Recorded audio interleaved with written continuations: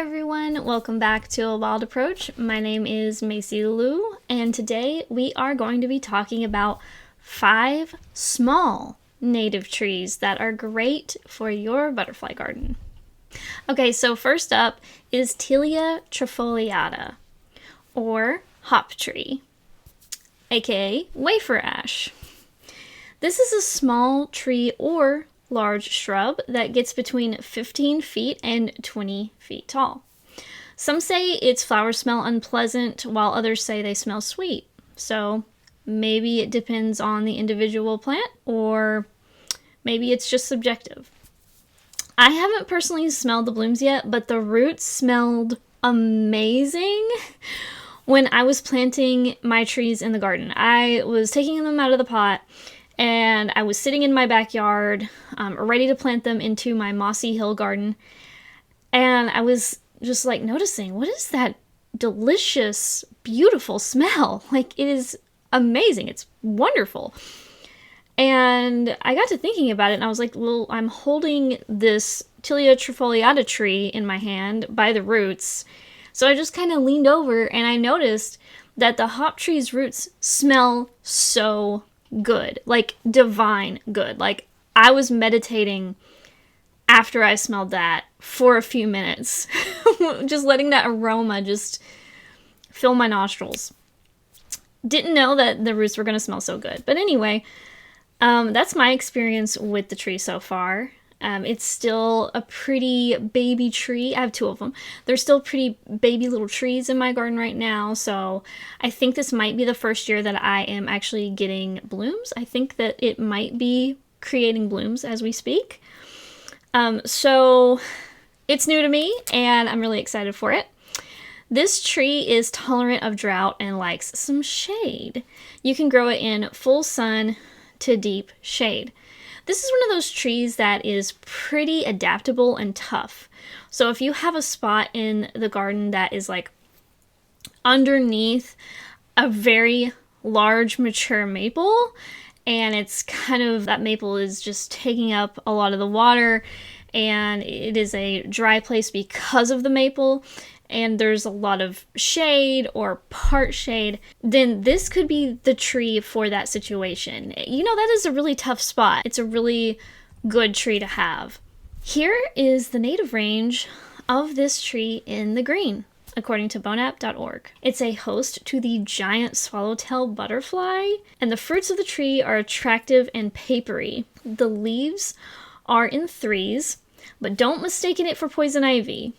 This is a fantastic small tree for a dry or shady garden and can handle lots of tough situations, as I mentioned before, such as beneath maple trees.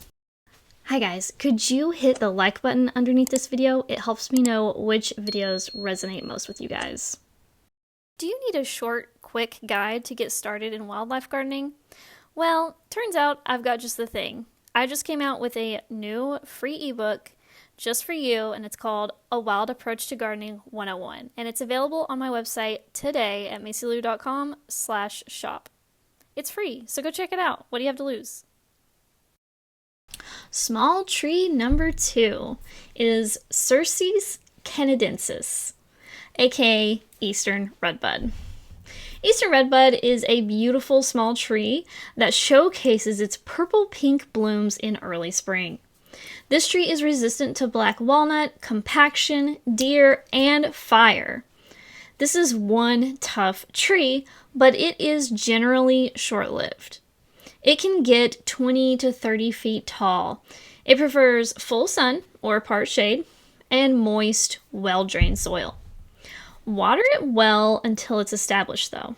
It's very pH adaptable. Here's the native range of this tree in the green, according to boneapp.org. It's a host plant to the Henry's elfin butterfly and 11 other Lepidopter species. Not to mention, this tree has beautiful heart-shaped leaves once the flowers are gone and it starts to leaf out. It is a wonderful tree. It's attractive. There's not really anything negative I have to say about this tree. Small native tree number 3 is Cornus florida, aka flowering dogwood. Flowering dogwood is a small native tree that gets between 15 and 25 feet tall in maturity. Its flowers are gorgeous and visited by many pollinators. There are white flowering ones and pink flowering ones. Grow this one in full sun or part shade in moist, well-drained soil, high in organic matter. It will enjoy mulching around the roots when the summers get hot. But remember, no mulch volcanoes, only mulch donuts, okay? In the Piedmont and along the coast, it will appreciate afternoon shade. This plant typically grows under large canopy trees or at the forest edges. But I've also seen it in full hot sun here in Tennessee in people's yards. It's just a very adaptable tree, especially here in Tennessee. Keep it watered until established. It's quite heat tolerant once it is established as well. It's resistant to the following also: compaction, deer, fire, storm damage, and wind. Now that's a really tough tree. Here's the native range of this tree in green according to bonapp.org. Flowering dogwood is a host to the spring azure butterfly. Butterflies also nectar on the blooms. Small native tree number 4, Crataegus phaneroperum, aka Washington hawthorn. Washington hawthorn is an interesting small native tree that gets between 25 and 30 feet tall. It has low branches and long thorns. It also has edible fruits. The fall color is typically a vibrant and brilliant red, purple, or orange. Blooms are attractive, and so are the red fruits. This is a great tree for nesting birds, as the branches can be dense and the thorns provide protection. This tree can be grown as a hedge and kept trimmed, as a shrub with low branching, or as a small tree with low branches. Great for a privacy and security screen or in a multi-species native hedge planting. Keep the thorns in mind when choosing where to put this tree. It prefers full sun. It will grow in partial shade, but that will impact the amount of flowering and therefore fruiting. It tolerates urban pollution, prefers well-drained soil, and is pH adaptable. It will grow in heavy clay soil. It is also deer, drought, fire, and heat tolerant. Another tough yet smaller native tree. Here's the native range of this tree in green according to bonapp.org. This plant is a host to the gray hairstreak, red-spotted purple, and viceroy butterflies. Remember, host plant preference can be slightly different in different regions, so check your local area's experts for what butterflies prefer hawthorns in your area. And last but certainly not least, number 5 on our list of small native trees for your butterfly garden is Prunus americana, aka American plum. American plum is a small native tree or a large shrub. It can get 10 to 20 feet tall. This one is last on the list because it's a little tricky compared to the others. This one sends up lots of suckers from the root system. I know, I have it in my own garden. Sometimes several feet away from the parent plant as well. It's really best used in a hedge or shrub thicket situation. Might work as a multi-species hedge too, but it will probably send out those suckers all around its fellow multi-species hedge, companions, whatever you want to call them. In other words, you're going to have to keep it in check. This tree/shrub is not for the faint of heart. This is not something for the formal gardener, the perfectionist gardener.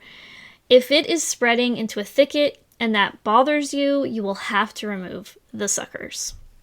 There will be lots of them. Think like an optimist though.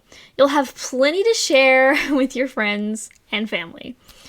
I still have it on the list though, because not only is it a keystone species, since it is in the Prunus genus, but it also produces edible fruit.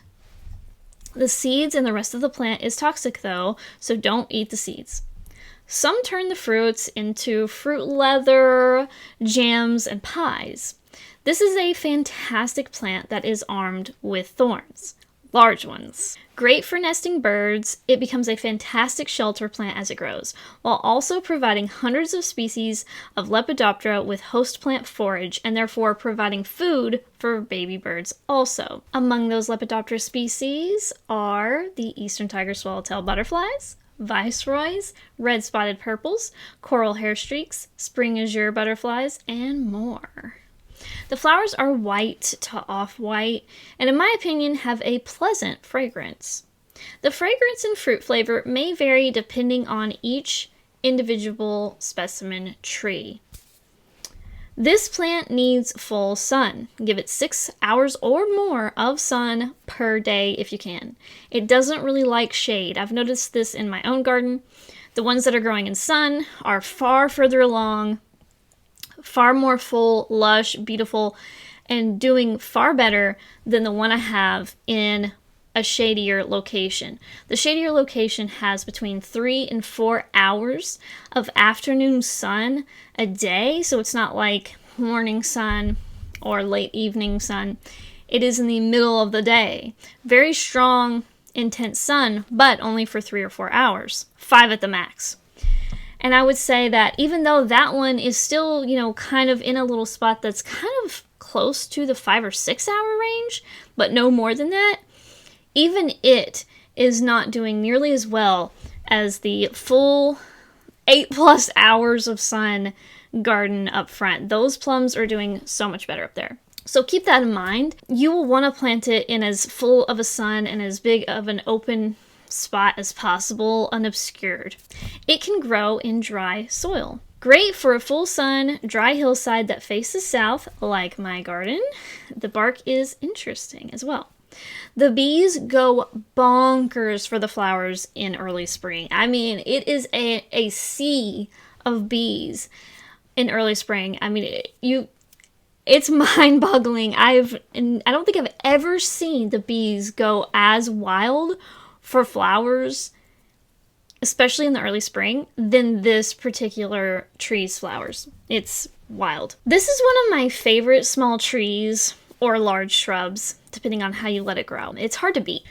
It's one of those plants that's just so important for the wildlife. I mean, I've seen it with my own eyes. Not only is it a keystone species, you can read on the National Wildlife Federation website and other websites about keystone species.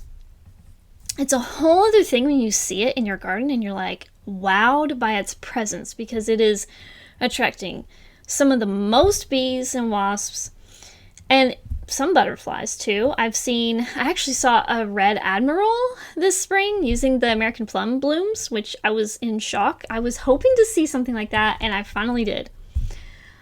But not only that, it's just knowing that there are hundreds and hundreds of caterpillars that can eat it, and it has edible fruit for people, and it has beautiful fall color, which varies quite a bit, by the way. And it's just such an attractive tree. I feel like it offsets the maintenance frustration with having it pop up all around it, but I will let you be the judge of that. In the meantime, here's the native range of American plum in the green, according to bonap.org. Is it native to your area? Comment down below. Let us know. Which of these small native trees are you planning to put in your butterfly garden? And what other videos would you like to see on this channel? Also, say that in the comments. In the meantime, leave a like on this video so that I know that this is the type of content that you enjoy. And don't forget to hit the subscribe button so that you don't miss out on all the next content that I have planned. I am so excited because I have so many things planned. We have been working on the pond. I've been having helpers do a lot of the digging for me because it is a very tough spot. We found out during the process that pickaxes were needed. So I hope that you will follow along with the journey of the pond and the Hummingbird Haven garden and all of the things I have planned for the future. Thank you so much for being here, and I really appreciate you guys. Bye! Hey guys, don't forget to follow me on Blue Sky and Instagram. These are the two best social media accounts other than YouTube where you can find me and you can see me post photos of the garden, thoughts on wildlife, and more. So don't forget to follow me over there.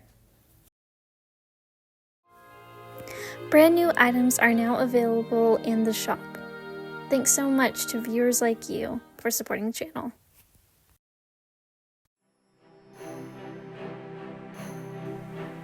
To support the channel, like the video, comment, and subscribe. You can also support my work by buying art from me at macylu.com. Thanks for watching!